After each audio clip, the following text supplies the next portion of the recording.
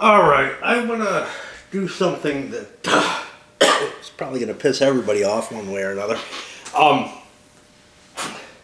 been thinking, and kind of understood this to some extent, but I hadn't quite put it into words in my own head. There is a coherent, overarching policy to Trumpism, and it's not simply authoritarianism or anything along those lines. This is not. Although I think that appeals to Trump and many in the administration in its own ways. I don't feel like that's a necessary aspect of the policies themselves. What we see is a few primary things that the second term Trump administration is really going for. One is this absolute crackdown on immigration. Not just on immigration. I mean, they sealed the border. They kind of did that at the end, or they managed to do that at the end of the first term, and then, after COVID restrictions were in place, Biden loosened things, which was incredibly unpopular for various reasons. But definitely the let's get all the illegal immigrants out of the country kind of feeling is one of the primary drivers, at least on a political stage. Then there's the tariffs, which seem insane, right? But they're a significant part of this overarching concept. And finally, you have this kind of spheres of influence, which means that, we go in and we try to set up, we pull Maduro out of Venezuela and we try to set up a semi-puppet for us, one that'll do our bidding. Nothing to do with democracy or anything like that. We don't give a shit about that. Now, again, this isn't Trump himself. I don't think that he has the capability of linking all these things together. Like, he may have at one point in his life, but at this point, he can barely make it from nap time to nap time, okay? Unless, I feel like he's probably similar to me. He's up all night and then, can't stay awake during the day. And they've probably had to cut whatever drugs he was on to keep him awake in the first term because of his health issues. But anyway.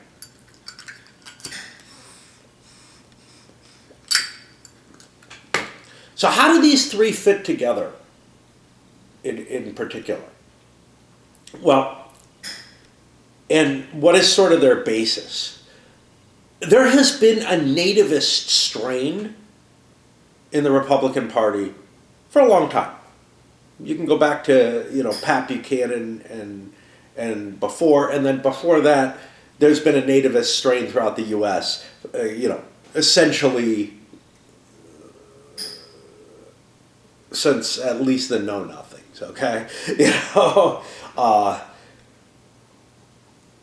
There have been anti-immigration sentiments with the Irish, with the Italians, every immigrant group. So if you have any heritage in any of those, you should realize that the kind of people who, who are anti-immigrant now, those are the kind of people who opposed your immigration, unless, you're pretty much an Anglo-Saxon, I guess, I don't know if there was that much anti-French immigration. There weren't a lot of French coming in at any point. But, yeah, in terms of ethnic groupings and whatnot, if your relatives came to this country later than the Declaration of Independence, you probably have an issue. Or you should have an issue with this kind of thing.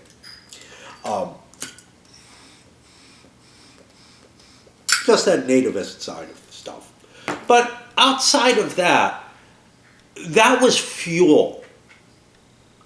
The anti-immigration is an important facet because that fuel is burning higher and higher as the economy kind of becomes more difficult for people. As younger people especially are finding it harder to find jobs. When they come in, maybe they get a technical degree like I did and find that like they can't get work because of people who are here on H-1Bs or whatever, who are being hired out of India and China and all over the place, very much not our culture, etc.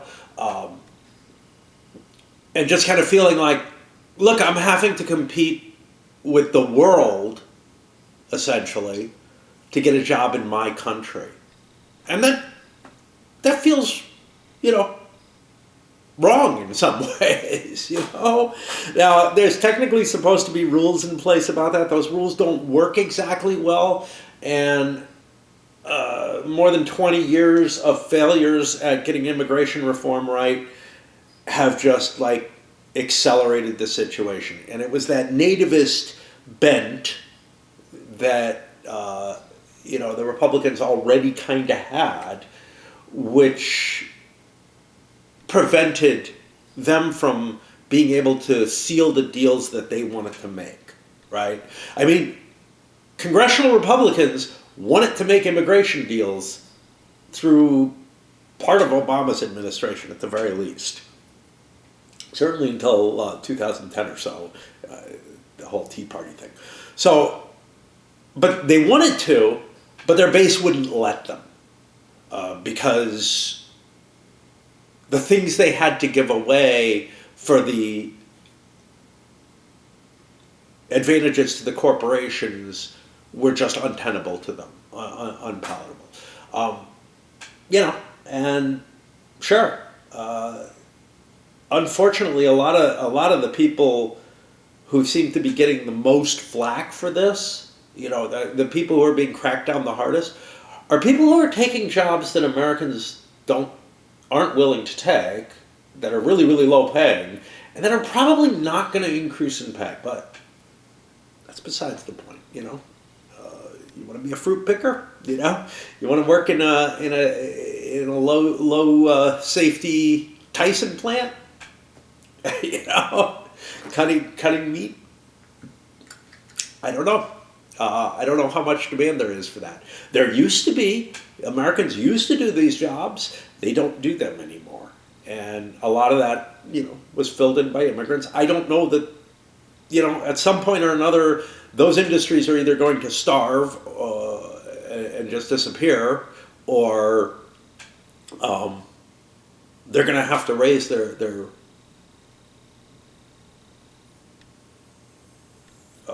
the rates of income that they pay people in order to do the jobs to something that's appealing, Backbreaking labor in the fields is not attractive if you can get, a services job or something, working in a call center for more money. It's just the facts of the matter. Anyway.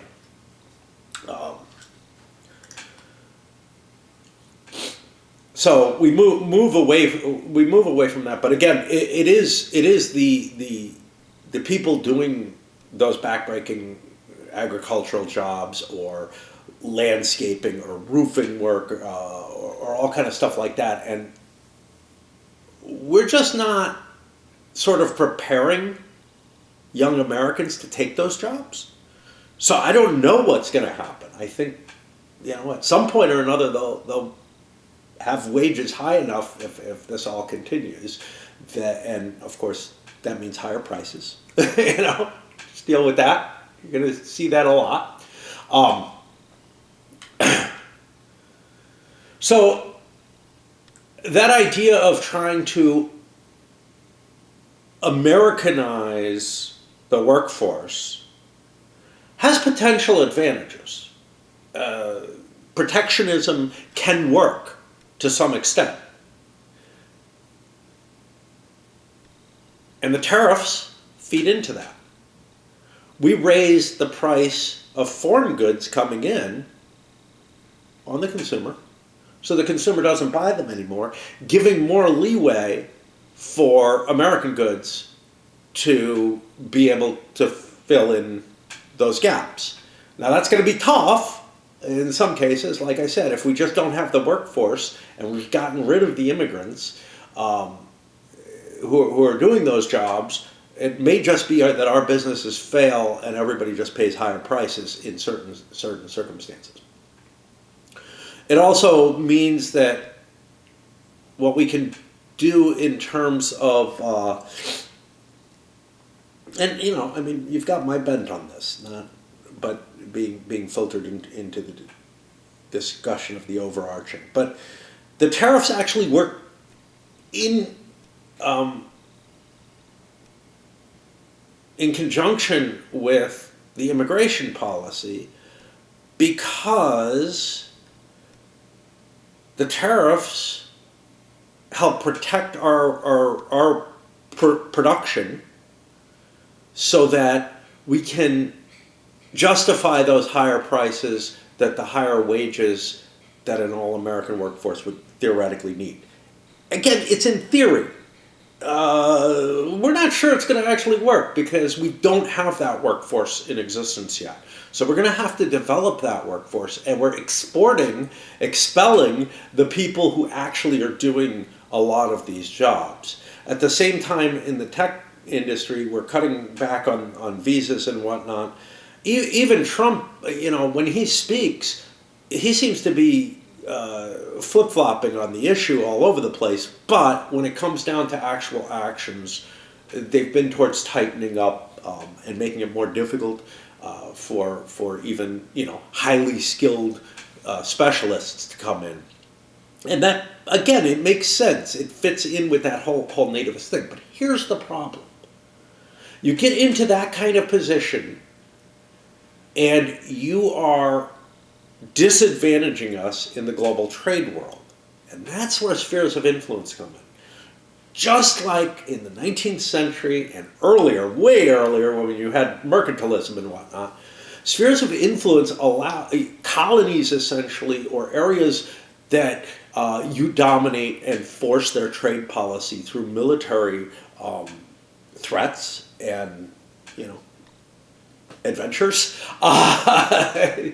You're able to force them into a position where they have to sell you goods at lower prices than maybe they could get on a free market and buy your goods at a higher price. The same concept as mercantilism, just in a different sort of mechanism, sort of like the co-prosperity zone of Japan that, you know, was their plan going into World War II. All the colonialism and the clashes there, which helped fuel World War I. Now, the cost to all of this is a world order that we built in the post-World War II era, one which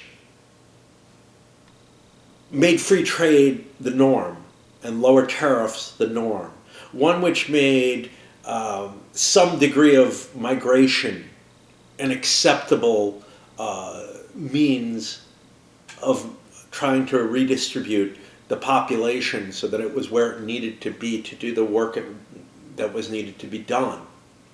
And maybe most of all, the interconnectedness of that global trade, which helped generate a world of norms where there were more disincentives towards military adventurism, towards just simply conquering territory, trying to absorb things, getting into wars to enforce these spheres of influence, all that kind of stuff. All that kind of stuff started falling away. And now, why would we give up this post-World War II world? Because we created it, and we created it so that it gave us huge advantages. If you look at things like the World Bank, obviously the UN, but we're not the only ones with advantages there. But almost all the major levers of world power, we had at least a greater than population-wise or whatever share of the control of those levers. And you could probably argue we maintained that to a great degree through our military, our excessive military industries. Force has to underlie everything. There's no question of that. But we created something that seemed more ideals-based, with concepts of democracy, self-determination, all that kind of stuff, underlying it all, as we've been trying to, at least since the end of World War One. But at the end of World War II, we created a structure that made it very, very difficult for nations to just engage in outright aggression, especially if there was a serious interest of the U.S. at stake in that aggression. Because the allies that we created, the structure that we created in NATO and CETO and whatever, I don't even know if CETO still exists, but I think it's been renamed as something else. And the ideals that underlie them worked very well in conjunction with that globalized trade system. The globalized trade meant that countries, as they advanced, became less and less willing to see a disruption. A disruption would be a bad thing. The gains you could gain from some kind of enforcement were just minuscule compared to the cost of the disruption. And that's really the problem with the Trump agenda, is that it's trying to, or one of the problems, it's trying to reverse this whole world that, we've created in our favor, largely, back to the late 19th century, where, we had our little sphere in the Western Hemisphere, and Russia had its sphere in the Balkans, and Great Britain had its sphere all over the globe, and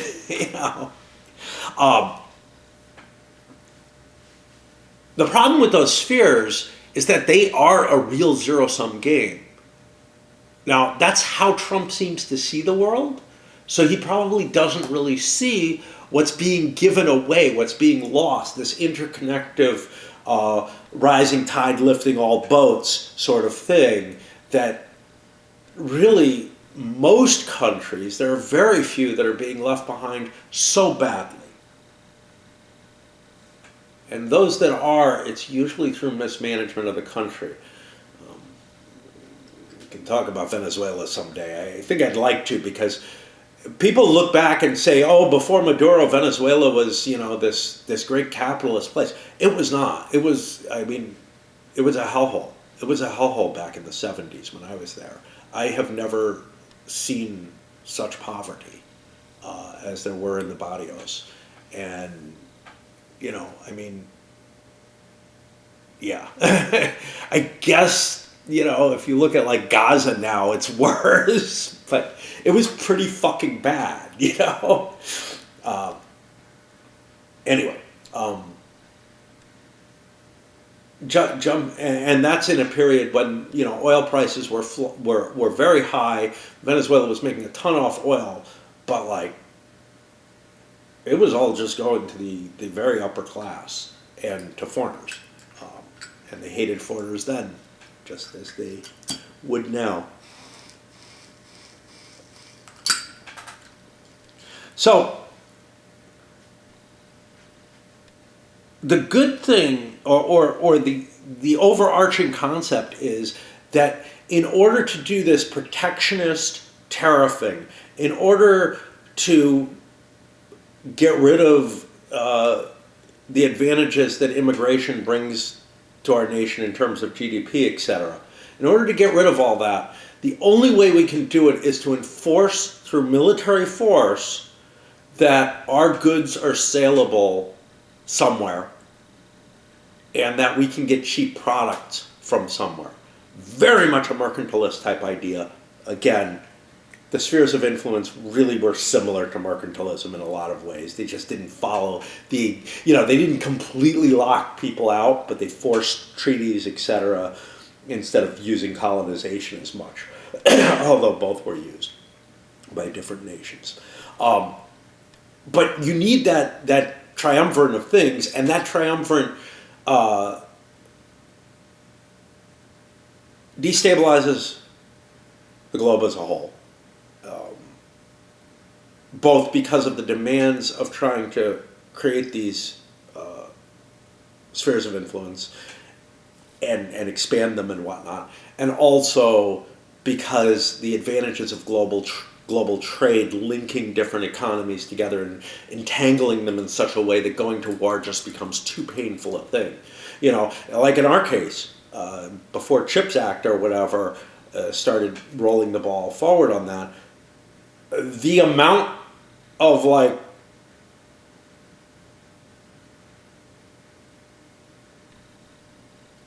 important electronics that were centered in either Taiwan or South Korea or Japan, and less in Japan and more in at-risk areas, especially Taiwan, was astoundingly dangerous.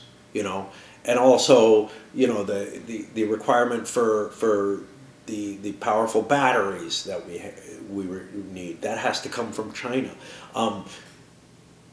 They actually pose a national security threat, which in a way is a good thing, because as long as all nations have national security threats, if they cut trade, then the move towards war becomes just too expensive to make. Anyway, we're sort of detangling that global trade network, as well as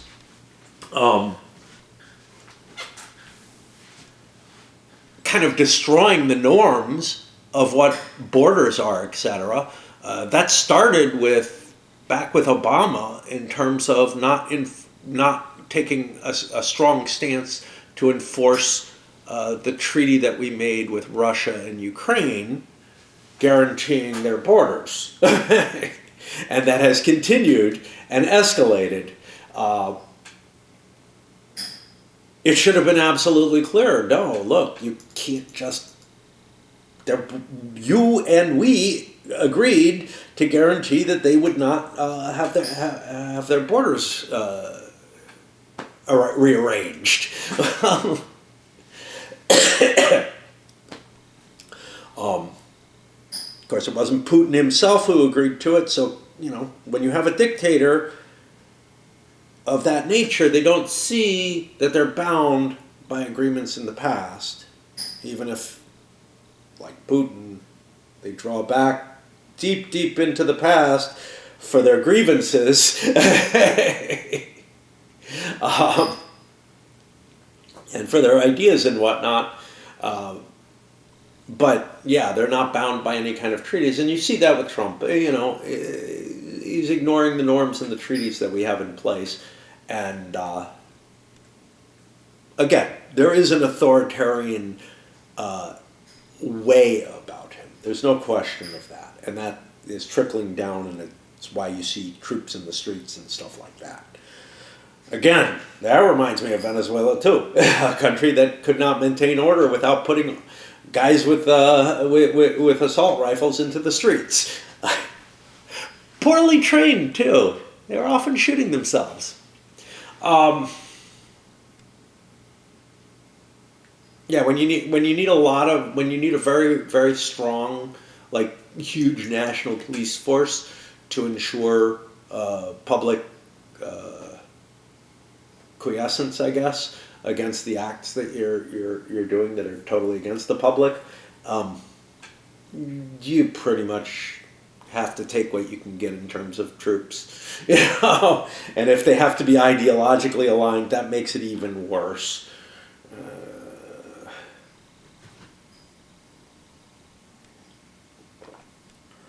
But yeah, the problem with all of this is we're making the world more dangerous.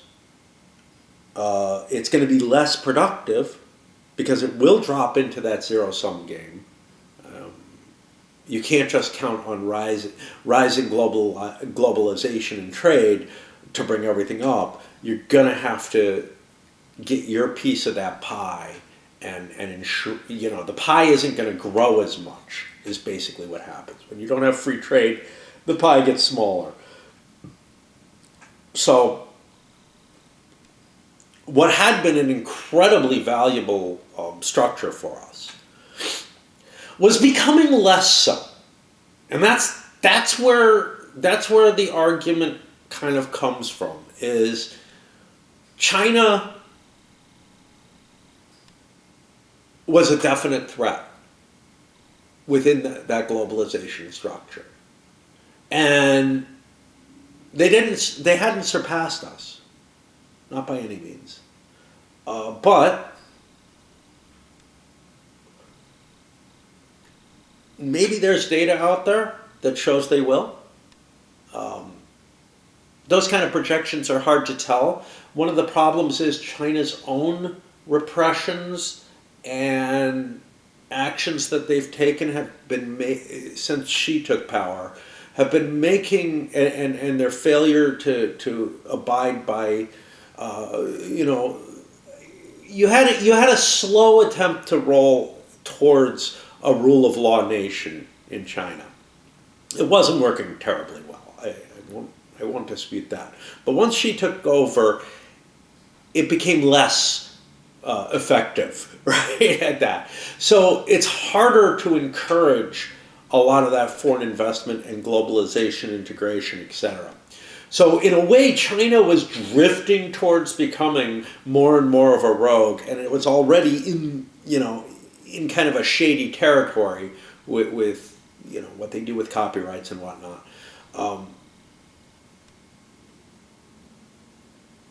As a means to like capitalize on that globalization system. Now, there are easier ways to deal with it. You could exclude China as a bad actor, right? That would have been a reasonable but dramatic and powerful signal. But keep the rest of the mechanism in place as much as possible. Keep that global order where we're linked with Europe and largely South America, and then try to make things harder on China as a whole. And I feel like that was sort of where things were kind of trying to head, but it was a blundering kind of path. Right now what we're doing is we're saying, okay, look, we have our economic zone, or our sphere of dominance. Russia, yeah, they want Ukraine, they can have it, is basically the feeling there, and they can probably have Poland and whatever else they want. Hungary is like, are they just terrified of Russia? I mean, they've got a dictator, you know, they're probably willing to work with them. And in terms of China, you know, give them that kind of more Asian bent to things, and maybe more of East Africa and whatever. Just hand over to them their sphere.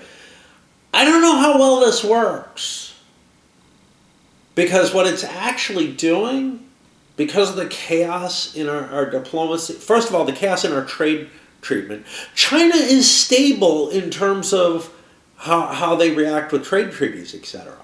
How well they comply with them is not so stable, but they're stable in terms of what they put on paper and act like they're doing. And that's more attractive to the other first world, whatever, economies, stability is the most important thing to growing business. Stability and then opportunities. And if the U.S. starts looking less and less stable, like it has this last year certainly, with fluctuating tariffs, with, whatever comes to mind on the king on his crapper while he's tweeting, that's gonna drive people away in trade. And now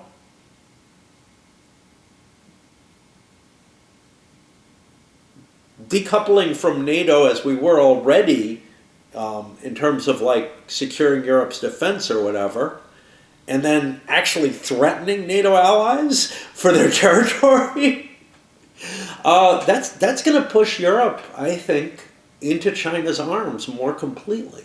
They will see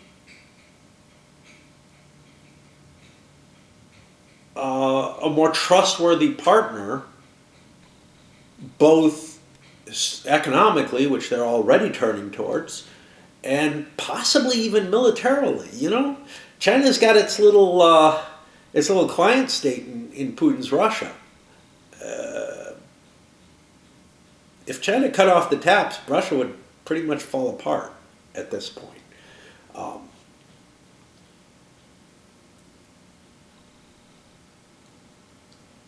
They can probably broker some sort of arrangement between Europe and Russia regarding Ukraine that placates both sides better than the U.S. can at this point, because they hold the lever. They hold the real levers of power on Putin's Russia. And Europe would take an agreement that comes to peace as long as it's not too devastating to their own security.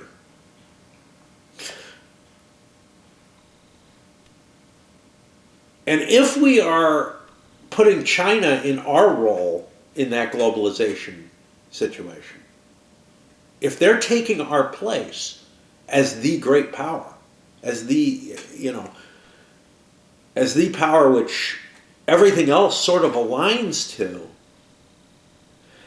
China's not in favor of changing borders. That's one big thing. They may have horrible human rights records, etc., but they've always looked at it as, that's internal policy. We don't interfere with that. That's a much, much stronger position than what the U.S. is in right now. The U.S. feels chaotic, and even if we get a sane president in a few years, because it's not going to happen sooner, just be honest. Even if we get the pipeline is just not right. Even if we get a sane president in the next few years, say in 2028, the structural weaknesses of our political system and the chaos of how we operate, and just how willing we are to do batshit crazy shit in terms of dismantling a world order that has been historically fantastic for us. I don't think we become trustworthy. A slower modification would have made sense. Like I said, one which penalized China harder than we've been doing, which extracted them from the global arrangement. Of course, anything that is decoupling the globalization between, say, China, the U.S., and the West, Western Europe, is probably a danger towards greater warfare. But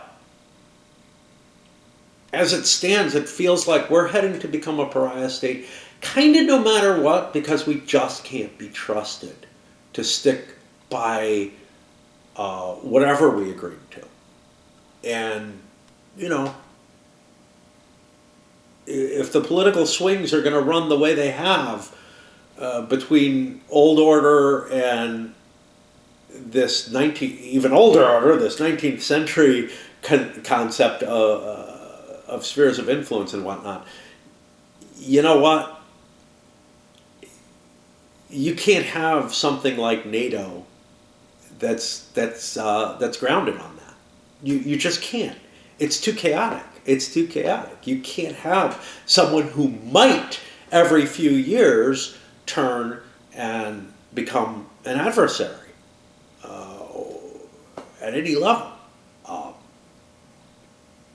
And so, yeah, I think we're actually destroying the old world order and replacing it with one where China can take the lead instead of us in things. Now, that might have happened anyway. That might have happened anyway, because they have huge competitive advantages in some ways. But I would have bet my money on the US under the old order. Under this order, no way. No way. All right. Well, I don't know if this is an order. Under the one that I'm projecting, there's no way. We will be the baddies across the world.